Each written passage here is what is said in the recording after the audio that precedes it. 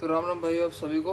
मेरा नाम जतिन है एंड मैं मैकबुक रिपेयर से रिलेटेड वीडियोस यूट्यूब पे ऑफ कोर्स पोस्ट करता हूँ। एंड आज आपके लिए एक ऐसे ही एक इंटरेस्टिंग सा केस, इंटरेस्टिंग तो नहीं है वैसे तो नॉर्मल है, बट स्टिल आई होप कि इसमें कुछ नया निकले।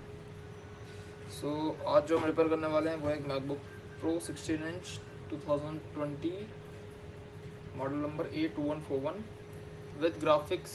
ये मॉडल आया था, तो इंटेल का जो लास्ट 16 इंच मॉडल आया था ये वो है। एंड इसमें अगर बात करें तो इशू कुछ ऐसा है, लिक्विड डैमेज कस्टमर से हुआ ये।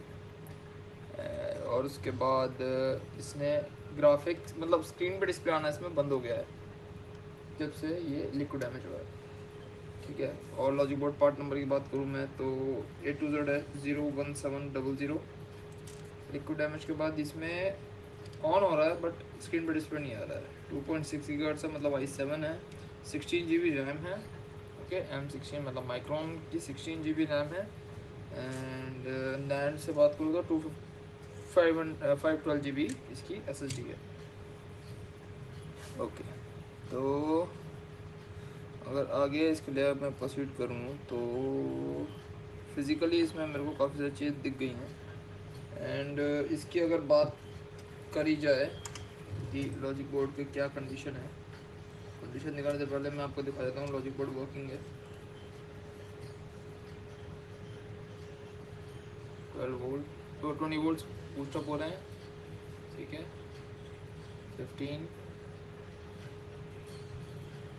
1 एम।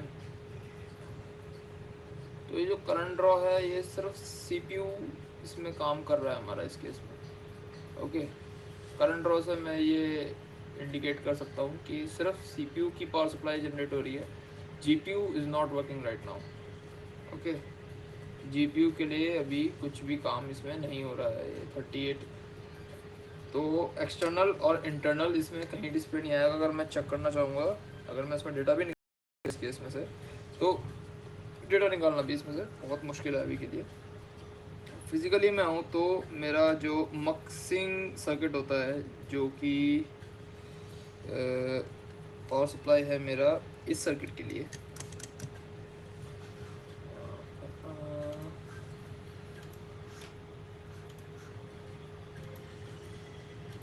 मैं आपको दिखाता हूँ। स्कीमेटिक खोल लेते हैं इसका, मैं यहाँ से ग्राउंड करंट कर लेता हूँ। अगर आपको मैकबुक रिपेयर से रिलेटेड कोई भी क्वेश्चंस डाउट या फिर किसी केस में आप फंस जाते हैं और ट्राई टू आप उसमें नंबर भी मेरे को पिंग कर सकते हैं। एंड डाउट्स और केसेस के लिए मैंने कम्युनिटी ग्रुप बना रखा है, आप उसको ज्वाइन कर सकते हैं। अपनी प्रॉब्लम्स जो फेस कर रहे हो आप उस पर पोस्ट कर सकते हो। एंड मैं और मुझ जैसे कई सारे लोग वहाँ पर हैं ऑलरेडी जो कि आपकी हेल्प कर सकते हैं उस केस से निकलने के लिए। आप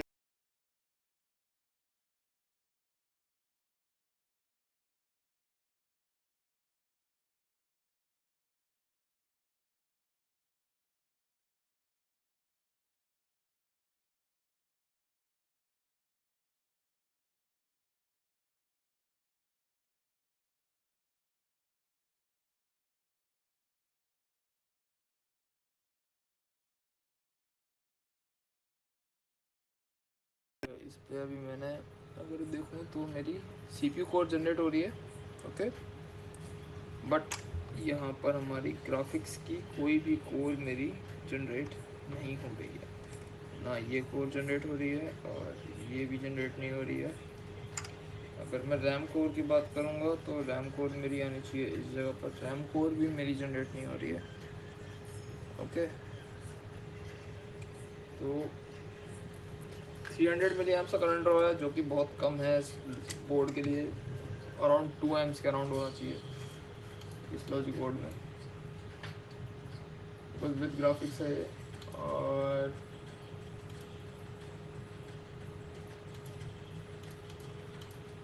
अगर मैं देखूँ ये सर्किट कौन सा डैमेज हुआ है तो मेरा ये जो सर्किट है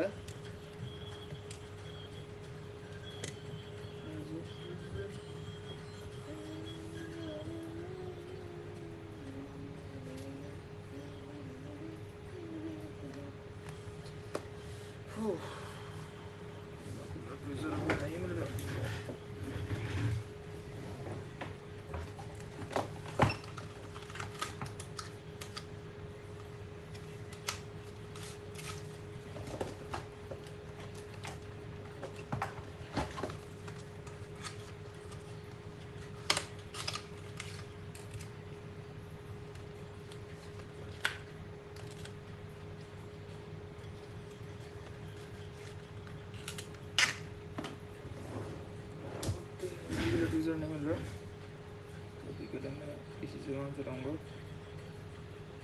और ये मेरा फेवरेट नहीं है।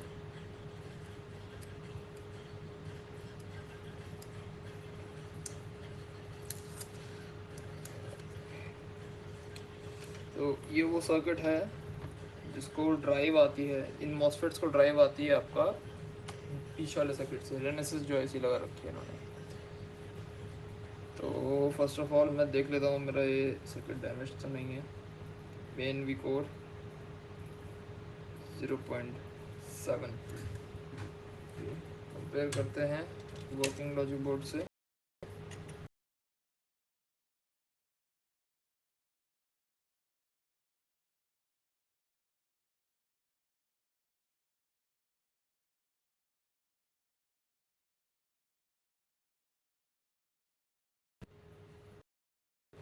वर्किंग लॉजिक बोर्ड से कंपेयर करूँ तो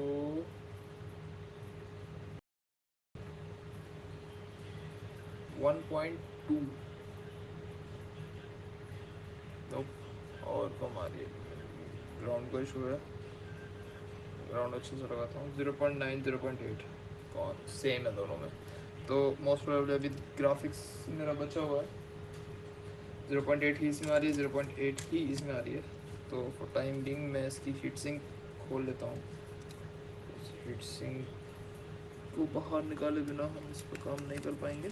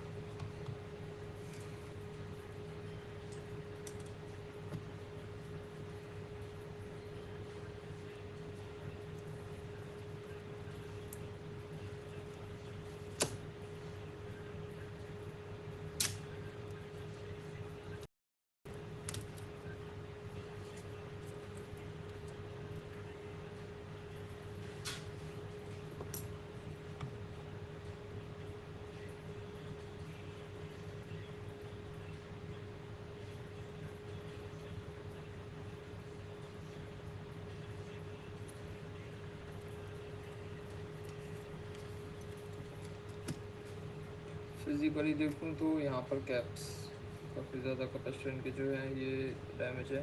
एंड ज़्यादा डैमेज जो है मेरा इस रेनेसिस ड्राइव आईसी पे है राइट साइड की तरफ। अगर मैं स्कीमेटिक में देखूँ उस चीज़ को, तो राइट साइड की तरफ मेरा इस तरफ ज़्यादा डैमेज है, और इस तरफ ही मेरा जो बर्न केस है वो आ रहा है इसकी विन के लिए, एंड वो है PPBus HSCPU, मतलब इसकी 12 वोल्ट 12.6 की रेल जो होती है मेन, वो पावर लाइन हमारी इसमें मेरे हिसाब से डेड है।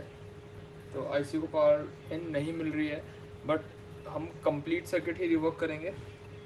आपको लेफ़्ट और राइट साइड भी दिखा देता हूँ। तो डस्ट काफ़ी ज़्यादा है इस लॉजिक बोर्ड पे, बट मॉइस्चर नहीं है इस तरफ कहीं भी, ठीक है।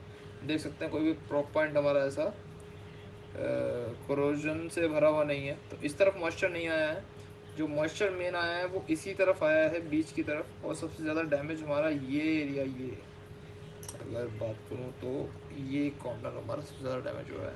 एंड ये रिवर्क मेरे को लग नहीं रहा कि IC को भी मेरे को वो करने की ज़रूरत पड़ेगी, मुझे बस यहाँ रिवर्क करने की ज़रूरत पड़ेगी और दोबारा से काम करने लगेगा। और मे भी अब POK सर्किट है ये, हम चेक करेंगे इसमें जो हमारा क्या कहते हैं मक्स है, मक्स ठीक है या नहीं है। डायोड रीडिंग पर रख के चेक कर लेते हैं। कि मक्स हमारा वर्किंग है या नहीं है।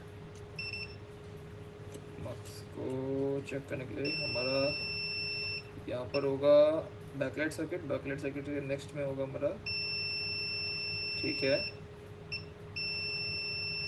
ठीक है, मक्स हमारा भी वर्किंग अभी के लिए ठीक है, आगे के लिए तो नहीं कह सकते। तो सीपीयू सर्किट ठीक है, क्योंकि सीपीयू की कोर जनरेट हो रही है। वेरिएशन है, मतलब हमारा जो कीबोर्ड पे है मैकबुक प्रो की, जो मैं इसको अगर हाउसिंग में रखता हूँ और कीबोर्ड चेक करता हूँ तो कीबोर्ड पे मेरा डिस्प्ले है, मतलब कीबोर्ड की कैप्स पे लाइट मेरी ब्लिंक करती है। तो वो इसीलिए है क्योंकि मेरी मशीन डिस्प्ले दे रही है और वो एक्सपेक्ट कर रही है ग्राफिक्स ऑन होगा तो उसके बाद मक्सिंग स्टार्ट होती है। जब तक ग्राफिक्स ऑन नहीं होता इसमें डिस्प्ले आपका कीबोर्ड तक ही रहेगा, एंड आप ना एक्सटर्नली ना इंटरनली आप इसमें ग्राफिक्स देख सकते हैं। अभी के लिए ग्राफिक्स ठीक है, बट ग्राफिक को पावर देने वाली पावर सप्लाई को रिपेयर करना पड़ेगा, जो कि हमारा सर्किट ये वाला है।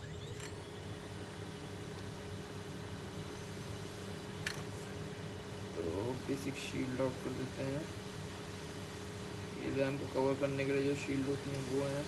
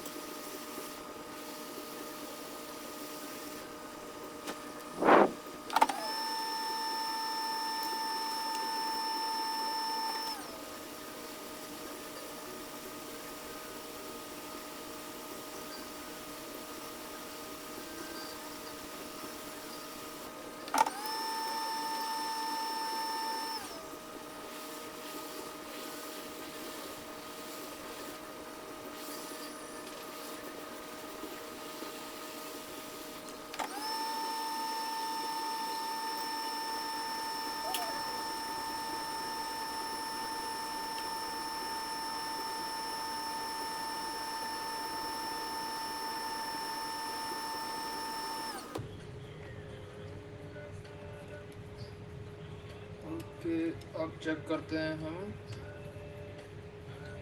कि मेरी ग्राफिक कोर अब जनरेट हुई या नहीं हुई। मैं पावर प्लग इन करते के साथ ही इसको डिस्कनेक्ट कर दूंगा तुरंत।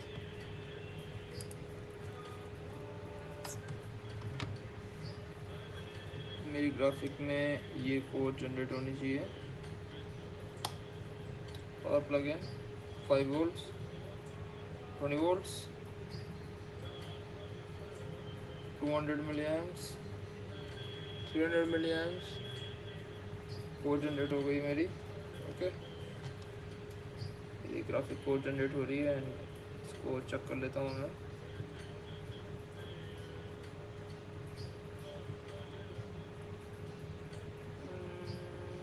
इसको मैं कहाँ चेक कर सकता हूँ,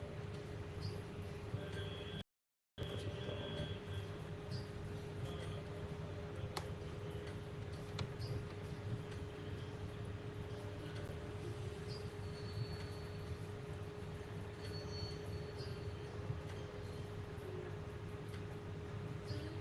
ओके, तो मेरी कोड जनरेट हो रही है एंड करंट लोड में वेरिएशन दिखाता हूँ मैं। कंप्लीट इसको थोड़ी देर मैं नहीं चलने दे रहा क्योंकि अभी हीट सिंक ऑन नहीं है इस पर, और ये लॉजिक बोर्ड काफ़ी ज़्यादा गर्म होता है, मतलब हीट डिसिपेट करता है। तो पहले जो 500 मिली एम्स 700 मिली एम्स के अराउंड करंट लोड आ रहा था, अब इसका करंट लोड देखिएगा आप 1.9, 2 एम्स के अराउंड इसमें करंट लोड है 2.23। ओके, तो करंट लोड इसका काफ़ी ज़्यादा बढ़ गया है। अब जहाँ तक है इसमें 99%, 99% क्या मतलब डिस्प्ले तो आई है, आई नो कि इसमें डिस्प्ले आ गया है। तो अभी मैं इस पर हीट सिंक ऑन करता हूँ और इसकी जो मेन उसको लेके आता हूँ सो दैट हम वेरीफाई कर सकें कि हमारा स्क्रीन पर डिस्प्ले है या नहीं है।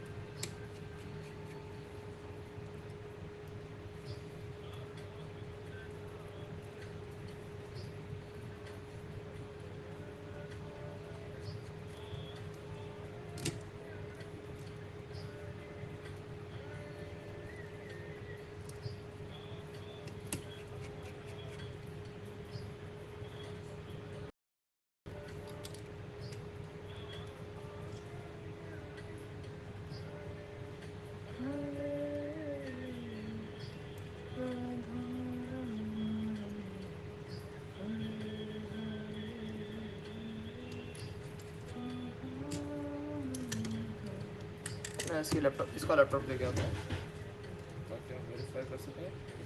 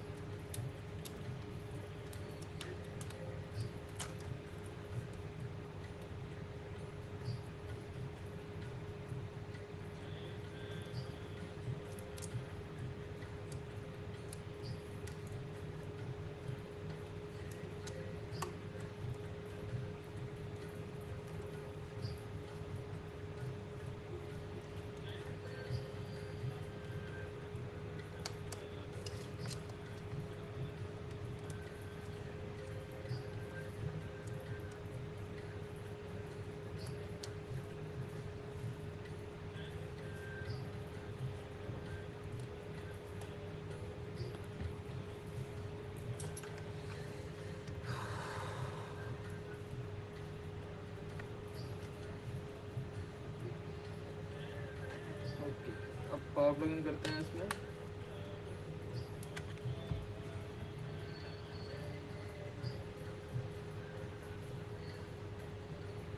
Three, two and one.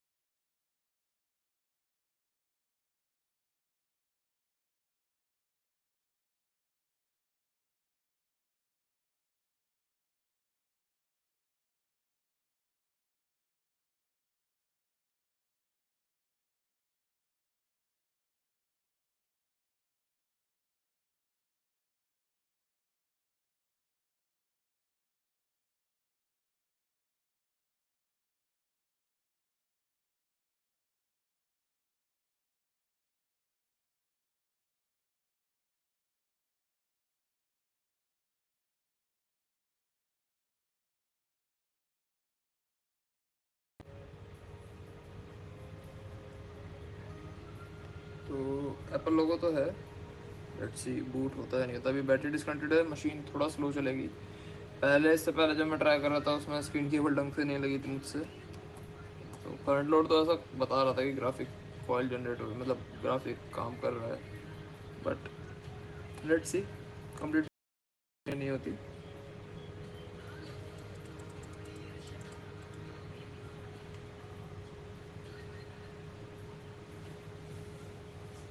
Okay,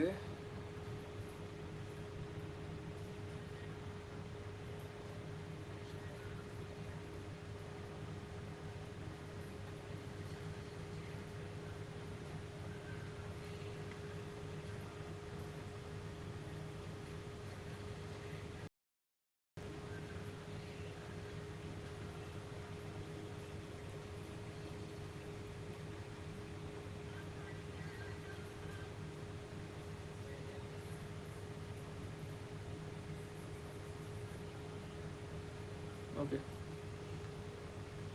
successfully boot तो हो गया है।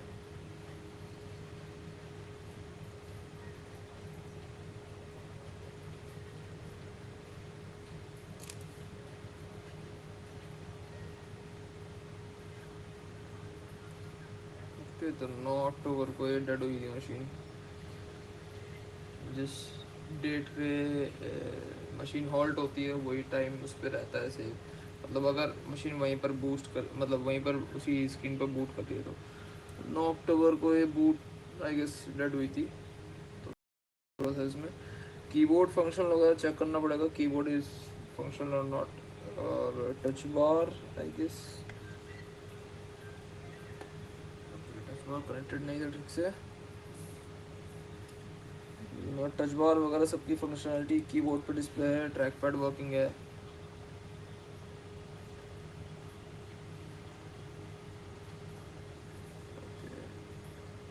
ट्रैक पैड वर्किंग है और सारी चीज़ें भी वर्किंग होगी। तो वो चीज़ें बात की, हम वो सब बात में कंफर्म कर लेंगे। बट अभी के लिए बात ये है कि हमारा जो ये केस है सॉल्व हो चुका है। अब आगे के लिए देखते हैं और कौन सा नेक्स्ट केस है हमारे लिए।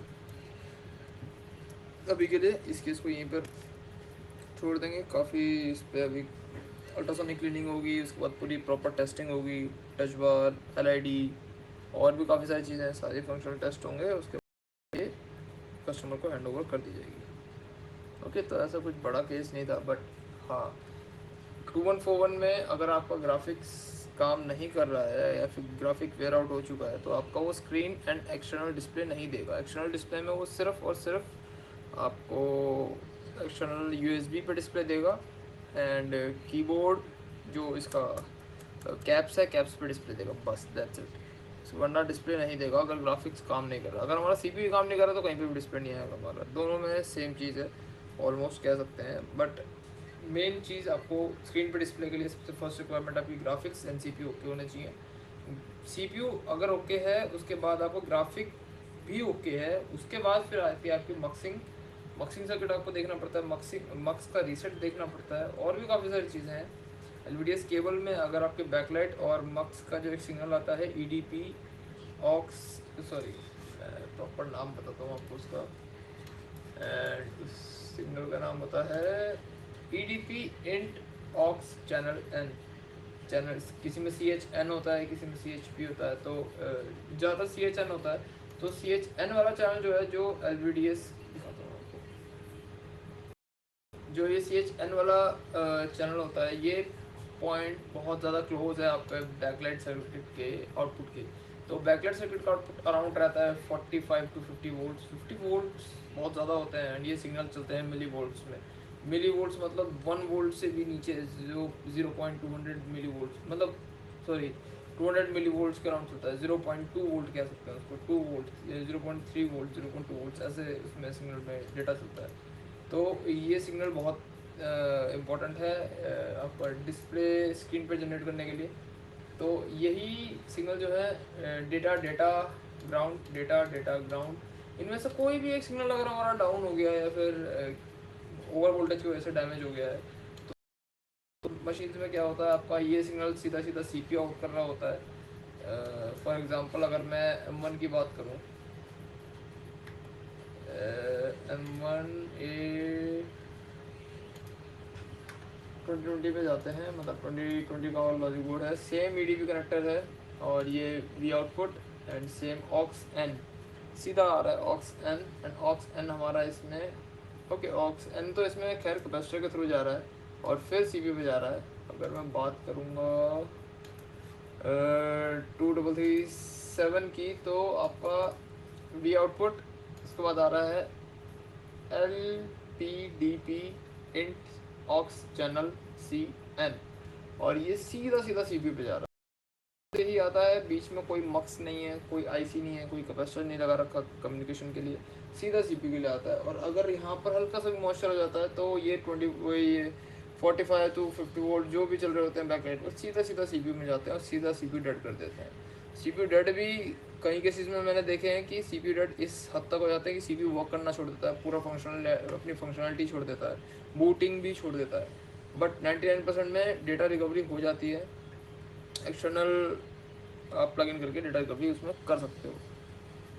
तो आई होप आपको उसमें कुछ नोटिस किया हो, कुछ सीखने को मिला हो। एंड अगर आपको तो प्लीज़ लाइक और चैनल को सब्सक्राइब कर आप हमें और एक अच्छी मोटिवेशन दे सकते हैं ताकि और अच्छी ऐसी वीडियोस जल्द से जल्द आती रहें। और किसी भी तरीके की आपको हेल्प चाहिए या फिर आप कांटेक्ट करना चाहते, मतलब सॉरी, आपको पार्ट्स के रिगार्डिंग कोई हेल्प चाहिए तो आप कांटेक्ट कर सकते हैं। नंबर स्क्रीन पे फ्लैश कर रहे हैं। एंड अभी के लिए इतना ही रखते हैं, मिलता हूँ आपसे नेक्स्ट वीडियो में।